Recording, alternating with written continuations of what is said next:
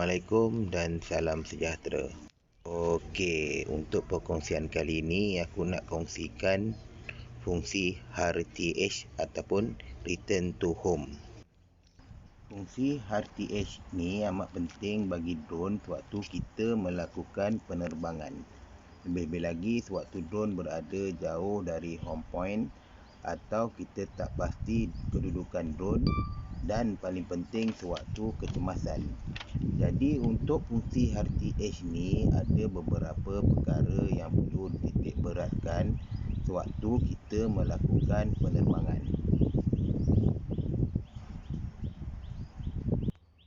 Okey, untuk kali ini saya menggunakan DJI Mavic Mini. Mavic Mini ni tak ada sensor hadapan dan belakang. Jadi sebelum penerbangan kita perlu kenal pasti di mana kawasan yang kita nak lakukan penerbangan, dan kita perlu kenal pasti apa halangan yang ada di kawasan tersebut. Ini penting kerana apabila kita mengaktifkan button RTH dan drone bergerak pulang ke home point, apa saja yang ada di hadapannya dia akan langgar lah sebab dia tak ada sensor. Jadi kita perlu kena pasti apa halangan yang ada di kawasan penerbangan kita tu. Sebagai contoh, kali ini kita hendak melakukan penerbangan di kawasan ini. Setelah kita melakukan penerbangan dan sebelum kita melakukan penerbangan di kawasan tersebut, kita perlulah kenal pasti apa halangan yang ada di kawasan penerbangan tersebut. Ini penting bagi mengelakkan drone melanggar halangan yang ada di hadapannya apabila kita mengaktifkan fungsi RTH. Okey, untuk kawasan penerbangan ini kita lihat halangan yang ada tower komunikasi, pokok kelapa, dan sebelah kanan kita terlihat ada tower tapi jauh, tower padi, dan di sebelah kiri kita lihat pokok kelapa sawit. Jadi halangan yang paling tinggi adalah tower komunikasi. Jadi untuk mengelakkan drone melanggar tower tersebut, kita perlulah anggarkan berapa ketinggian tower tersebut bagi mengelakkan apabila kita mengaktifkan fungsi RTH, drone akan melanggar tower tersebut jika laluan pulang ke home point selari dengan tower tersebut. Okey, untuk setup, pergi ke titik 3 sebelah kanan atas sekali, pergi ke safety, pergi ke auto RTH altitude, dan kita setkan ketinggian drone apabila kita mengaktifkan button RTH mengikut ketinggian tower tersebut. Untuk kali ini kita setkan kepada 77 meter ketinggian. Dengan ciri-ciri Mavic Mini yang kecil dan ringan ini adalah tidak digalakkan kita setup RTH melebihi 120 meter bagi mengelakkan masalah lain berlaku pada Mavic Mini.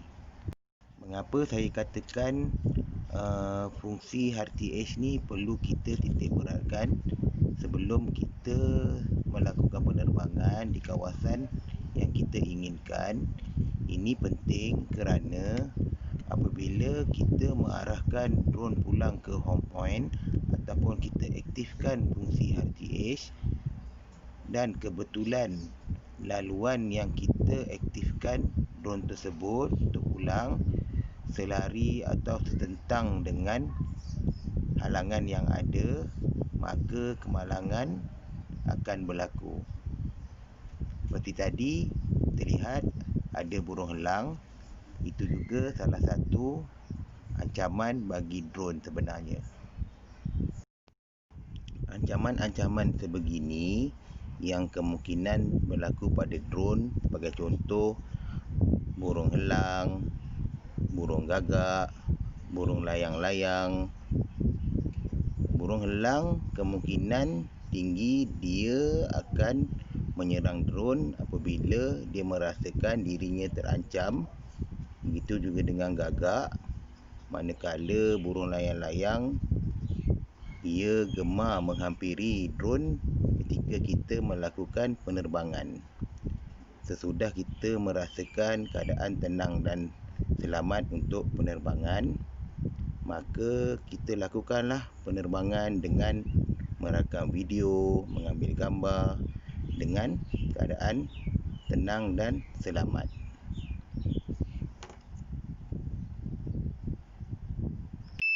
Okey, kita aktifkan fungsi RTH. Bagi penerbangan ni, kita lihat laluan drone untuk pulang ke home point adalah selari dengan tower tersebut. Jika di awal tadi sebelum penerbangan kita tidak menitik beratkan halangan-halangan yang ada di kawasan penerbangan kita, kemungkinan besar drone tadi akan melanggar tower tersebut.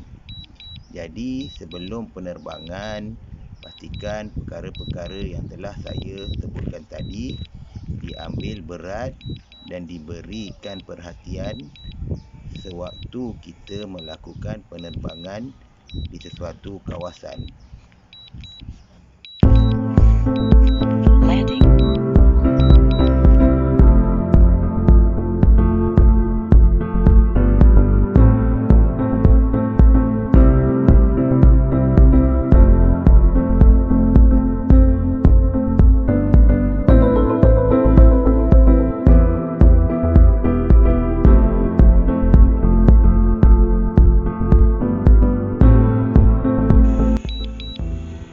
Saja perkongsian saya untuk kali ini. Jika anda rasa video ini bermanfaat,